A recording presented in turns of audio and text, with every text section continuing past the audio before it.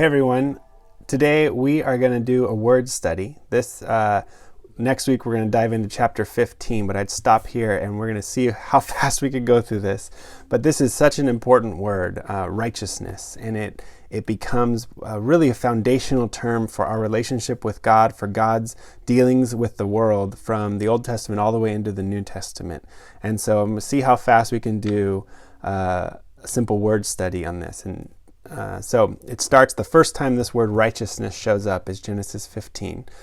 Abraham believed the Lord and he counted it to him as righteousness.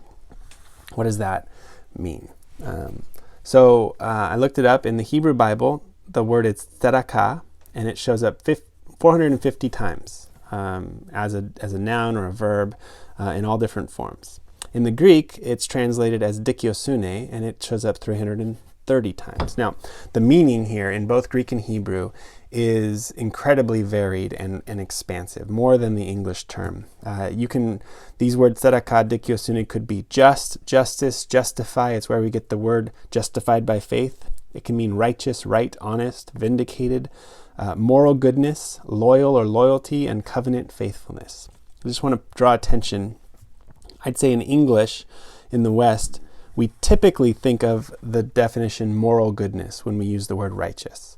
One that we probably don't think about, that we should because it's incredibly important, is this term covenant faithfulness. I'd say this one is actually more important than most of these others, especially in contexts like chapter 15 of Genesis. What does that mean? We'll get to that. So some examples, kind of looking at all of these different definitions.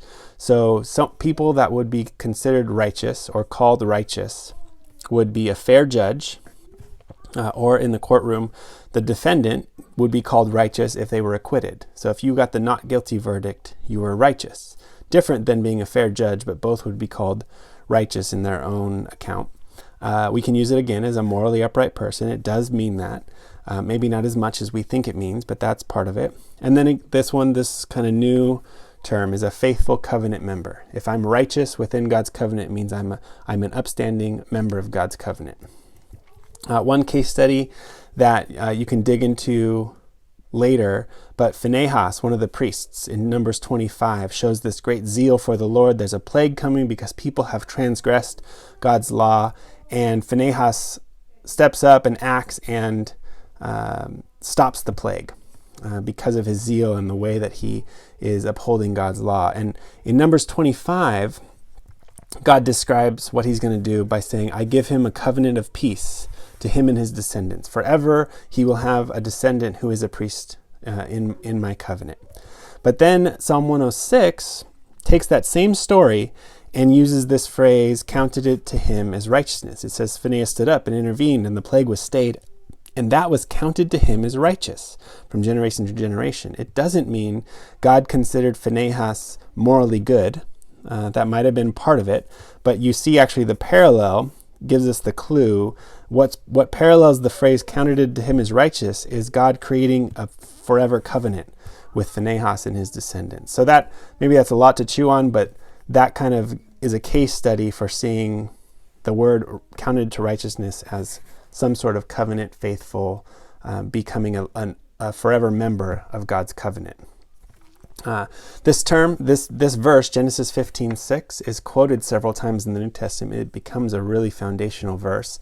Galatians 3, James 2, Romans 4 uses this verse quite a bit. And let's just look at Romans 4 in particular.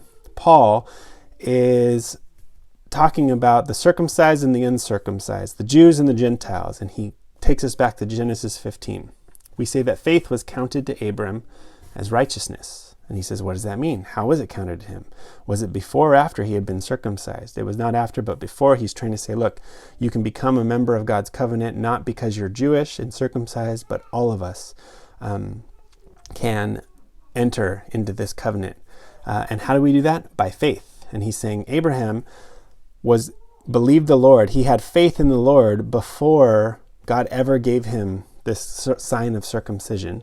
And here, this is the kicker. The purpose was to make him the father of all who believe without being circumcised, so that righteousness would be counted to them as well.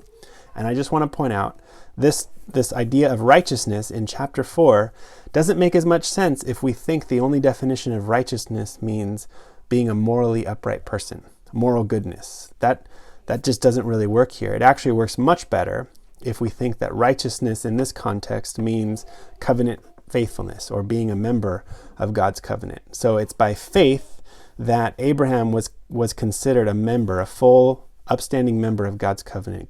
Abraham didn't earn it. God saw the faith in Abraham and said, you are a member of my covenant. And Paul takes that one step more and says, now it's faith in Christ, but when we have faith in Jesus, God looks at us and says, you are a part of my family. And again, here, the purpose of all of this was to make Abram the father of all of us who believe, who were circumcised and who were not circumcised. The Jew and the Gentile, all of us are made covenant members or made righteous by our faith in Christ. Here's some food for thought really quick. 2 Corinthians 5:17, 6-1.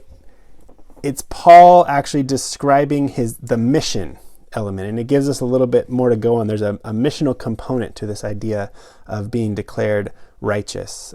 Paul is describing his mission work as an apostle of Christ, and he goes back and forth by citing something that God did in Christ and something that we are then called to do because of that.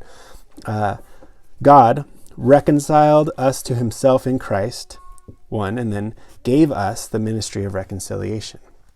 Christ reconciled us, and we now have a ministry to do. This is, again, in Christ, God was reconciling the world to himself, not counting their trespasses against them, entrusting to us the message of reconciliation. God did something in Christ and gave us a mission to do in the world. Now, because of that message of reconciliation, we are ambassadors. We implore people on Christ's behalf, be reconciled to God. And then one more time, something that Christ did, something that we're given. For your sake, he made him to be sin who knew no sin, so that in him we might become the righteousness of God. This might stir up some questions. I would love to get some feedback. This is just a very brief overview.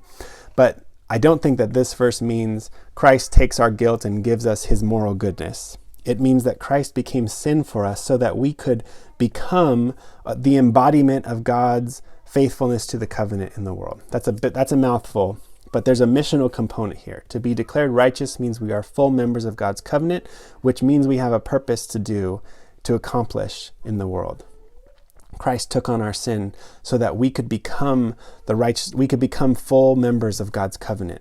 And then verse 6:1 keeps that theme going of mission, of work, partnership with God. We work together with him to appeal to not receive the grace of God in vain. There's a missional component of being declared righteous, of being declared covenant members with God. Let me just read this kind of conclusion and offer a thought for us for the week. To be made righteous or justified, same word, is the same as saying you are a full covenant member. From Abraham to the New Testament, this happens through faith alone, but that status is not static. Just like Abraham, we are brought into God's family to bring blessing to the nations and participate in God's mission for the world. So this is a mouthful. We just opened the door. This requires hours probably of conversation. So ask some questions, give me some feedback, but maybe this week focus in on this paragraph and think through this again. If we are declared righteous by faith alone, as the New Testament proclaims, even as early as Genesis 15 proclaims, it's our faith in the Lord that he looks at and says, you are full members of my covenant. So if we have been brought into God's family by faith alone, we now have a job to do. We have a mission to do. Because we are full covenant members by faith alone, we get to participate with God. We get to work together with him to be ambassadors for Christ, to bring this message of reconciliation to the world. It's this great thing. We don't earn our status. We don't earn our place as family members in God's covenant, but it's by faith alone. God says, you are righteous, you are covenant members. Now let's participate and go bring that blessing to the world. So think about that. That's a lot to chew on.